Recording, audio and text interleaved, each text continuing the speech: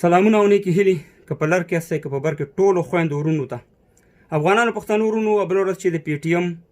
په میرانشاه کې کومه انقلابي جلسه د لرو برو افغانانو جلسه وشوه نو په هغې کې زموږ ستاسې د پی ټي ایم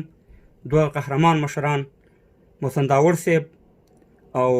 عثمان کاکړ صاحب څه نیوکې وکړې په پخواني لیډرانو باندې زه خو ورته جهادي لیډران نه ویم تاسې بیا ورته ویوئ نو هغه اول خو د عثمان کاکړ صاحب نه او د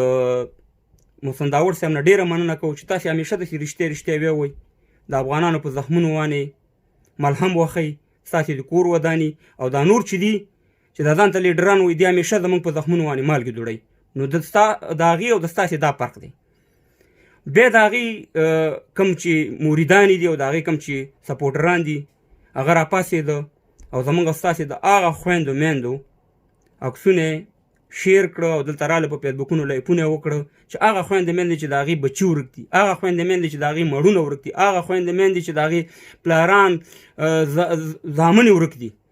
راله او مهربانه بدره دي ویلې موږ دا نه ویو چې نیوکه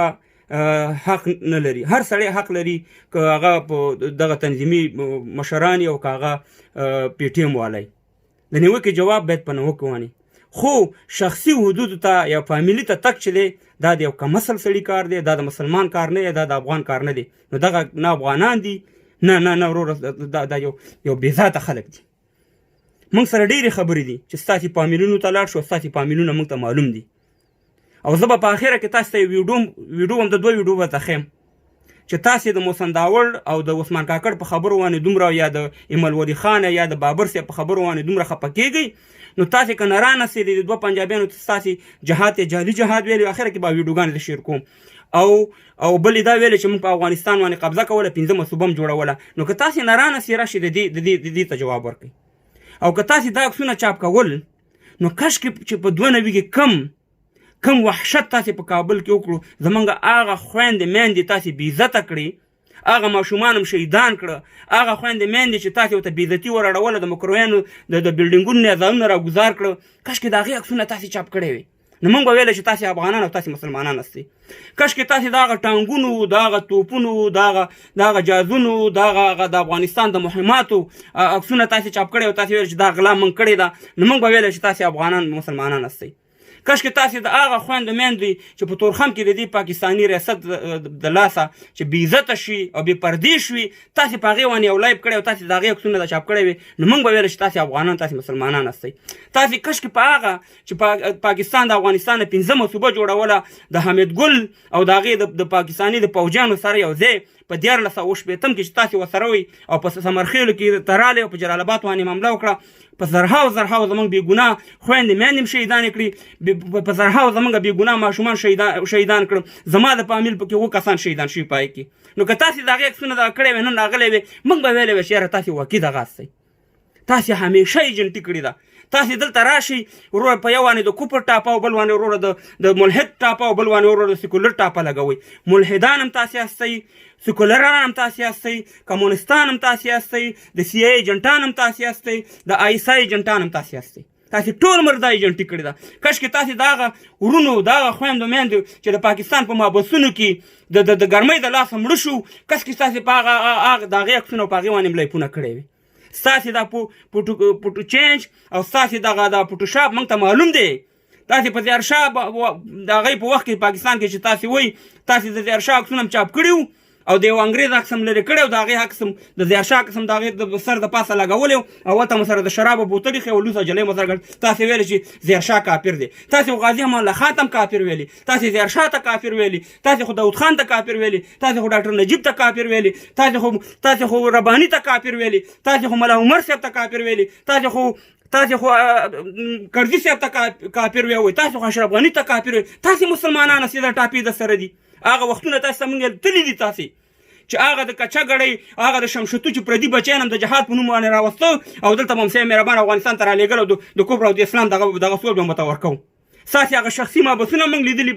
په شمشتو او په نورو په کیمپونو او په ورسک او په دې ځایونو کې چې تاسې به هغه سي منصب هغه جنرالان چې د افغانستان مسلکي خلک به راته تاسې به هلته بوتله وروره په مرۍ کې مو ورته پړی واچول او حلالول به مو وروره وژل به شهیدانول به ستاسې یو خیانت موږ ته معلوم دی تاسې که دومره نارانه سئ تاسې راشئ د پاکستان په خلاف یو دوه بیانه ورکړئ که نه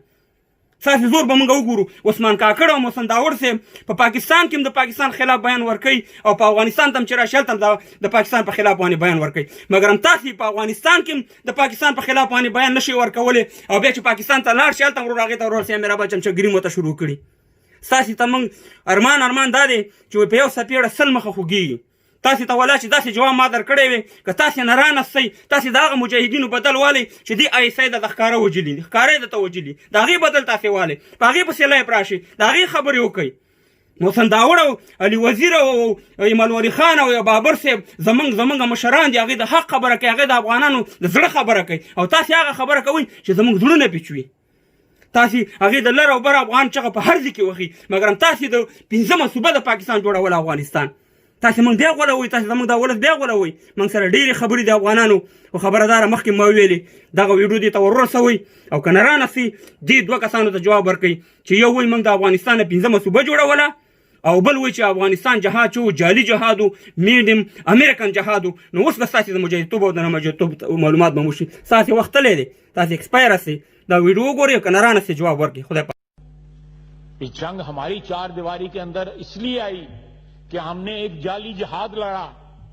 वो American made in America जहाद था जो हमने लड़ा, अमेरिका के मफादात के तहफ़्फ़ुज़ के लिए जहाद लड़ा और जहादी बनाए. उसके बाद 9/11 के बाद फिर हमने वही गलती की और आज उस गलती का उस तबाही का जो मलबा है उसको साफ कर रहे हैं. न मेरा इख्तियार था न मेरे हाथ में ये ऐसे इख्तियारात थे. बेशक उस वक्त की हुकूमत ने मोहतरमा बेनज़ीर भुट्टो ने जरूर कब्जा करने की कोशिश की. वो चाहती थी कि पाकिस्तान की कामयाबी का झंडा जलालाबाद पे लहराया जाए. बेनज़ीर भुट्टो ने जी 88 में बेनज़ीर भुट्टो 1988 में उन्होंने कब्जा कर जलालाबाद पे किसने हमला किया था, किसके वक्त में हुआ था? मोहतरमा के हुक्म पे हुआ था और क्या हशर बना था.